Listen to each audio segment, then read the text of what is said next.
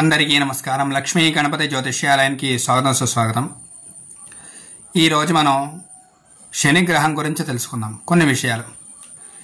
ఈ శనిగ్రహం దేనికి అంటే మన దాంట్లో చాలామంది చాలా రకాలుగా అనుకుంటారు. శని మహాదశ నడుస్తోంది, చాలా ఇబ్బందులు ఉన్నాయి, చాలా కష్టాలు ఉన్నాయి, ఆరోగ్య సమస్యలు ఉన్నాయి, అలాగే ఏ పని చేసినా ముందుకెళ్ళట్లేదని చాలామంది అనుకుంటూ ఉంటారు.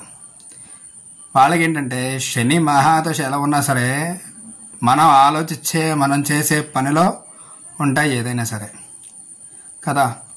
అలా చేయాలి అంటే మనలో కొంచెం ఆలోచన తత్వం ఉండాలి, చేసే సంకల్పం ఉండాలి, మనం చేయగలము అనే ఒక గట్టి నిర్ణయం అనేది ఉండాలి.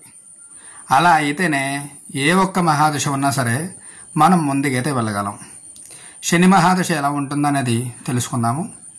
శని మహాదశ ఎలా ఉంటుందంటే అనేక రకాల సమస్యలు అనేవి ఉంటాయి. అనారోగ్య సమస్యలు ఉంటాయి, ప్రయాణ సమస్యలు ఉంటాయి, దాని తర్వాత చేసే పనిలో సమస్యలు ఉంటాయి, ఎప్పుడూ చేయలేనటువంటి పనులు చేసే అవకాశాలు ఉంటాయి, అతి కష్టమైన పనులు ఉంటాయి. అలాగే ఎంతైతే కష్టం పడుతున్నారో అంతే సుఖాలు ఉంటాయి, లాభాలు ఉంటాయి.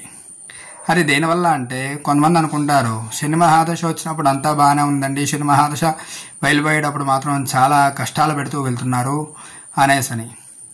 అదంతా దేనివల్ల అంటే శని మహాదశ చాలా మంచిది. ఆయుష్యం, ఆరోగ్యం, గండాలు ఇలాంటివి ఏమన్నా ఉంటే కనుక జీవితంలో ఆ ఒక్క శని తీసుకువెళ్ళిపోతాడు అనమాట మొత్తాన్ని కూడా. ఆ శని ఏమి చేస్తాడు, మన దాంట్లో ఆరోగ్యాన్ని ఇస్తాడు, ఆయుష్ని ఇస్తాడు, ఏమైనా గండాలు ఉంటే కనుక తొలగిచ్చేస్తాడు. మరి అలాంటి ఆయన్ని మనం శని మహాదశ తగిలిందండి, చాలా కష్టాలు పడుతున్నాము అంటే మనిషి అన్న తర్వాత ఏదైనా కష్టం పడాల్సిందే. కానీ అనేక రకాల సమస్యలు పడితేనే మనిషి అవుతాడు తప్ప కష్టాలు పడలేకపోతే మనిషి ఎందుకు అవుతాడు, అది కూడా ఆలోచించుకోవాలి.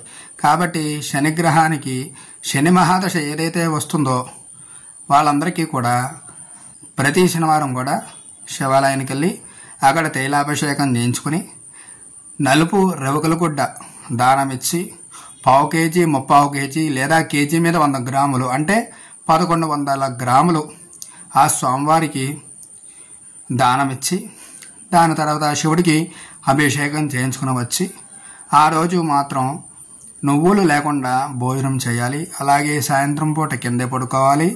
ఉల్లిపాయలు, మసాలాలు, వెల్లుల్లిపాయలు తినకూడదు. అలాగా 19 వారాలు చేయండి. దాని తర్వాత శని మహాదశ కాదు కదా, అంతర్లో ఏ దశ ఉన్నా సరే మీకు అన్నీ అనుకూలంగానే ఉంటాయి. లైక్ చేయండి, షేర్ చేయండి, సబ్స్క్రైబ్ అయితే చేసుకోండి. మీకు ఏమైనా డౌట్లు ఉంటే కనుక కింద నా నంబర్కి కాల్ చేయండి. నమస్కారం.